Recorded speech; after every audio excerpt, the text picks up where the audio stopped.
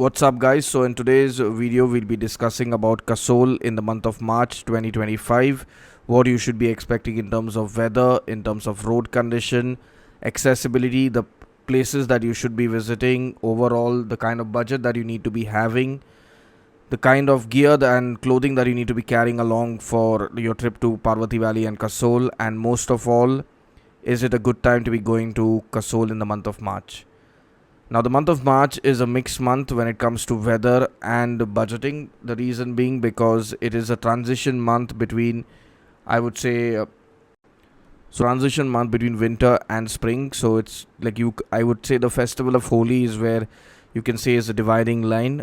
It's before Holi is when you can expect it to be winter, and after Holi you can say the start of spring is what will happen in Kasol. But the weather is erratic for the last couple of years, so you really can't predict anything. But the daytime temperature in Kasol for the month of March should be anywhere between 5 degrees to 15 degrees in the first half, and in the second half it will range from anywhere between 10 to 20 degrees depending on which part of Kasol and Parvati Valley you are in. The nights is when you'll feel the actual winter cold, because the temperature will be anywhere between 0 to 7 degrees. Now again, depending on which village and where you are. Places like Kalga, Tosh, Pulga tend to be colder compared to Kasol, and places around Kasol, that is Chalal, also will be cold because of the riverside. Now keep in mind, it's a very good time to be going to Kasol in the month of March, because most of all the tourist crowd is very low. It's only during the Holi weekend, which is, I would say, in the second week, when you can expect for the long weekend a lot of crowd that will be coming to Kasol. But the rest of the time, if you're going there, you're not going to get a lot of crowd. So Kasol will be at its absolute best when you're going midweek, because that's the time that you'll find Kasol more chilled out and more laid back as compared to the bazaar that it becomes over the weekends. Now, the reason why you should be really visiting Kasol in the month of March is the spring beauty. It's lush green. You will start seeing flowers blossoming again. You'll actually find the Parvati river at its cleanest best. There's been no mud from residue from the monsoon or from anything. It's just glacial water which is flowing through. That gives you very good photographs if you're someone who's traveling for photography and content. March is the month to be going, because you'll get everything. You go higher up to places like Tosh, Kalga, Pulga. Even if you try to go to Kirganga, you will find snow.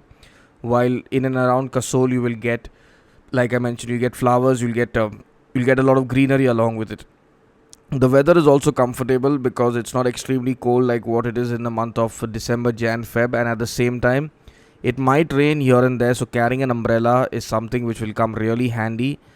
Kasol is a kind of place where you need to carry an umbrella regardless of which month you're going to, because it can rain for like 10 minutes to 1 hour or a couple of hours anytime throughout the year, because that's the kind of place it is.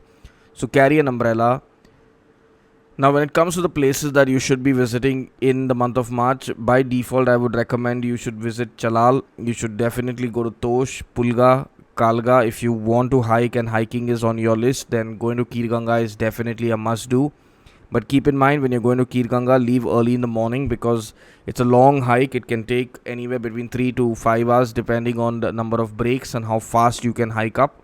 It's a very easy hike, but most of all, the biggest challenge while going to Kirganga is the endurance that you gotta do, since it's a long hike. It's roughly around 13 kilometers, and that's one way. You can stay at the top at campsites, and you can have a dip in the hot spring and return back the next day. So it's not a strenuous hike in terms of that you got to go up and down the same day, but it is a long hike. Now, when it comes to the clothing, you need to carry woolen wear. You need to be carrying a couple of cargos or jeans with you. I would recommend cargos over jeans. You definitely need a very good pair of shoes. Do not go with bad footwear, because if your shoes break, you'll be in a soup in Kasol. Make sure that you have good waterproof shoes. If you can get a pair of hiking shoes, that would be wonderful. If you cannot, make sure that you have shoes which have very good grips. Do not even consider going with Converse or your worn out gym shoes. That's not going to help you. When you're traveling in the month of March, you definitely need your sunglasses. You need your lip balm, because your lips will crack because of the dry weather, and this can even result with your lips bleeding. So make sure that you do not go there underprepared. Now, when it comes to the money matters, I would say withdraw whatever cash you want from Delhi or from Chandigarh or anywhere other than Himachal, because the ATMs are very unreliable. In Kasol has just one ATM, Manikaran also has one ATM, and ATMs become a real big hassle because money isn't available, and if it's available, there's a huge line, a huge set of people standing in line to withdraw the money. So my personal recommendation is carry cash from home. UPI and other forms of digital payment do work, but you do need a certain amount of petty cash with you, which is needed if you're traveling by bus or even at certain places where you wouldn't have network, for example like at Kirganga. So you need to be having, if you're going for a week, I would say at least you need 10,000 cash on you. You can always take the money back if you don't end up spending, but you need a good amount of, like a decent amount of cash with you, so that you're not stuck without any cash on you.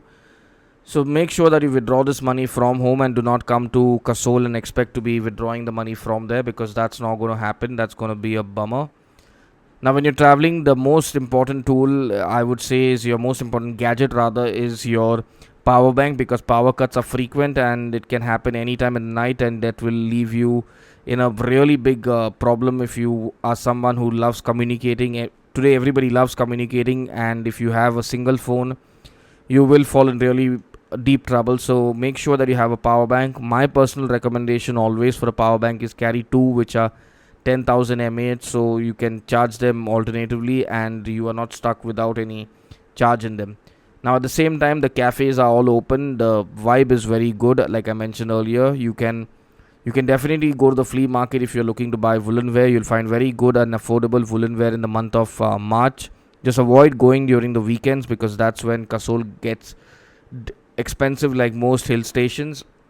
Now keep in mind that if you're going on the weekend, the accommodation will cost you anywhere between 2,000 to 3,000 for a budget room, while on weekdays it will cost you anywhere between 1,000 to 1,500, and that's when you're planning on staying, I'm saying, in main Kasol, not in the peripherals of Kasol which claim to be Kasol.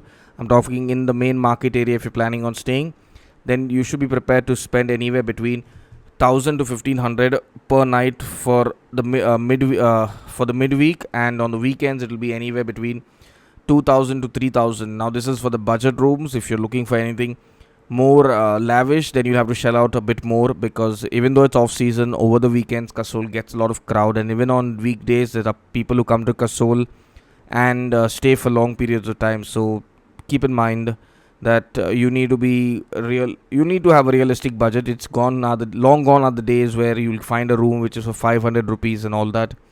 You will find a dormitory which is a mixed dorm or something of that sort, which will give you rooms for 500-600 rupees, a bed, sorry, for 500-600. But getting a self-contained room with an attached bathroom for 500 is very difficult if you're staying for 1 or 2 nights.